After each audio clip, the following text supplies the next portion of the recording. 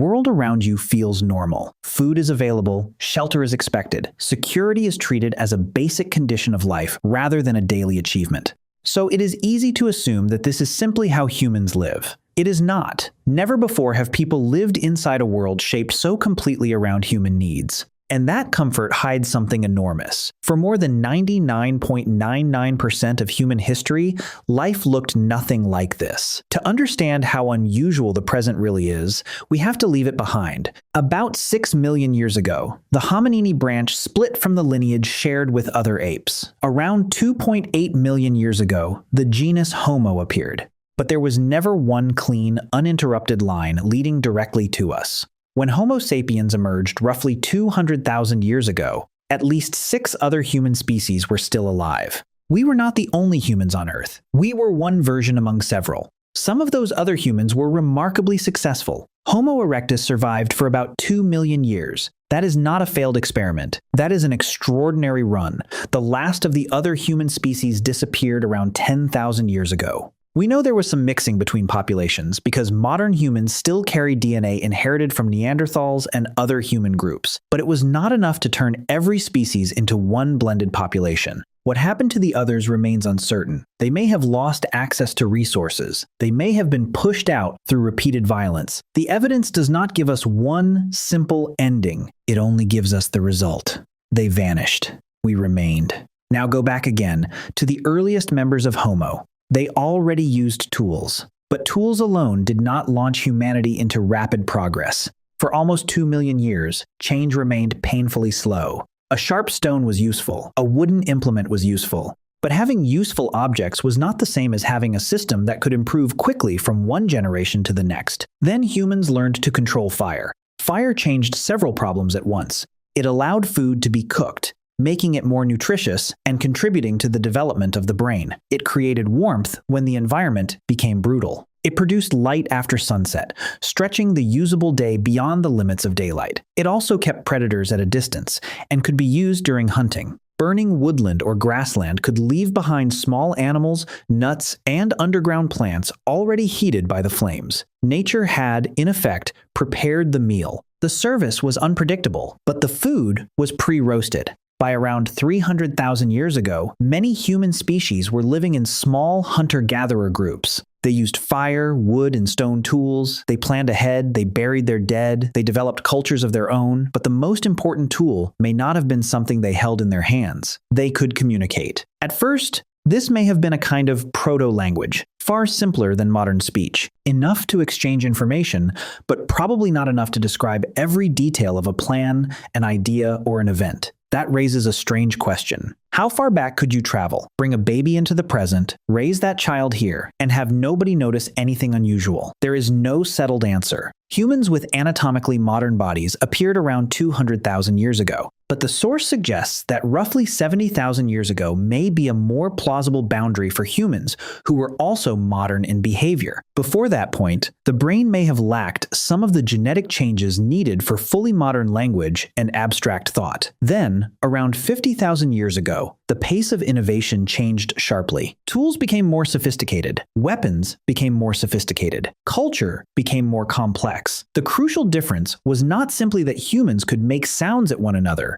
They could communicate information with much greater precision. A plan no longer had to remain trapped inside one person's mind. It could be explained, corrected, remembered, and repeated. And once information could travel accurately between people, cooperation changed. Humans became capable of working together closely and flexibly, even in large groups. That mattered because our bodies were not especially impressive. We were not the strongest animals. Our senses were not the sharpest. Our advantage was not that every individual was physically superior. Our advantage was coordination. Bees can operate in enormous groups, but their system is rigid. Wolves can cooperate with flexibility, but their packs remain small and intimate. Humans could combine scale with adaptability. More importantly, cooperation created something larger than any one mind. Knowledge could spread quickly. Knowledge could survive the death of the person who discovered it. And later generations could begin with what earlier generations had already learned instead of starting again from nothing.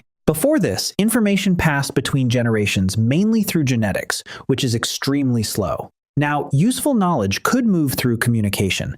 That did not transform the world overnight. For roughly the next 40,000 years, human life remained broadly similar. The ability to build on previous knowledge existed, but there was still very little accumulated knowledge to build from. You cannot begin with a skyscraper when nobody has worked out what a house is. That does not mean early humans lacked intelligence. Humans living 50,000 years ago were specialists in survival. They carried detailed mental maps of their territory. Their senses were tuned to the environment around them. They remembered enormous amounts of information about plants and animals. They made complicated tools that required years of practice and extremely precise hand movements. Their daily routines could produce bodies comparable to modern athletes. Most importantly, one person could not afford to understand only one narrow task. Each individual needed a wide range of skills simply to remain alive. Modern society knows far more as a whole, but modern people divide that knowledge among millions of specialists. Early humans had access to less collective knowledge, yet each person may have been far more capable across many areas of survival. That balance began to change around 12,000 years ago. Agriculture appeared in multiple places. Before farming, hunters and foragers needed strong physical and mental abilities across almost every part of life.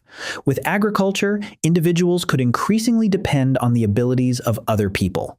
One person could focus on improving tools. Someone else could work on stronger crops or better livestock. Another person could spend more time inventing something. As farming became more efficient, food became more reliable and predictable. For the first time, humans could store it on a large scale. Grain was much easier to preserve than meat.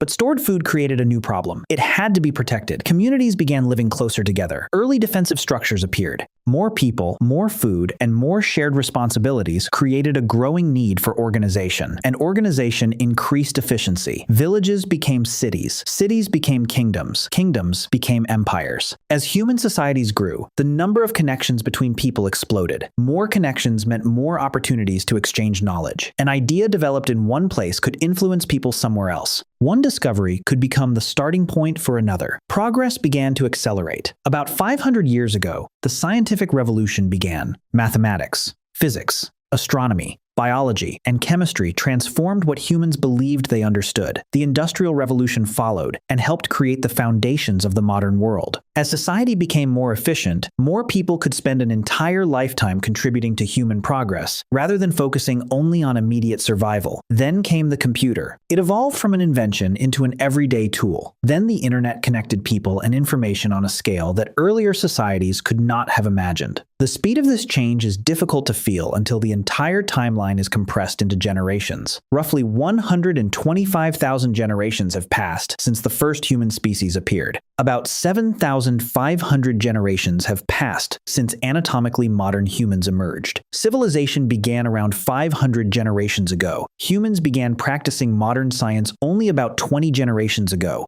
And widespread access to the internet arrived within roughly one generation. The distance between major transformations kept shrinking. The result is the world we now live in. Humans have changed the composition of the atmosphere, reshaped landscapes on a massive scale, and altered which other animals continue to exist. We turn night into day with artificial light. We place people inside metal machines and send them through the sky. Some humans have walked on the moon. Robots have reached other planets. Mechanical instruments allow us to look deep into the past of the universe. Our knowledge has exploded. So have our methods for discovering it and storing it. An average high school student today may know more about the universe than a scholar living only a few centuries ago. Yet that student is not a new species. Humans still are not dramatically different from our ancestors 70,000 years ago. Our bodies did not suddenly become powerful enough to dominate a planet. Our accumulated knowledge did. That collective knowledge made humans the dominant force on Earth, but dominance should not be confused with permanence. The lifestyle that feels completely normal to us has existed for less than 0.001% of human history. We do not know what comes next. Humanity is building something like a skyscraper, higher and more complicated with every generation. The problem is that we still do not know whether its foundation rests on solid ground or on something that can shift beneath us. So the next time you miss a train, receive a burger that is not hot enough, or watch someone step in front of you in a line, pause for a moment. Those frustrations are real, but they exist inside a world that almost none of our ancestors ever experienced. A world built from fire, language, cooperation, stored knowledge, specialization, and countless generations of people adding one small piece to what came before. This world is not ordinary. It is extremely recent, astonishingly complex, and far more fragile than it appears.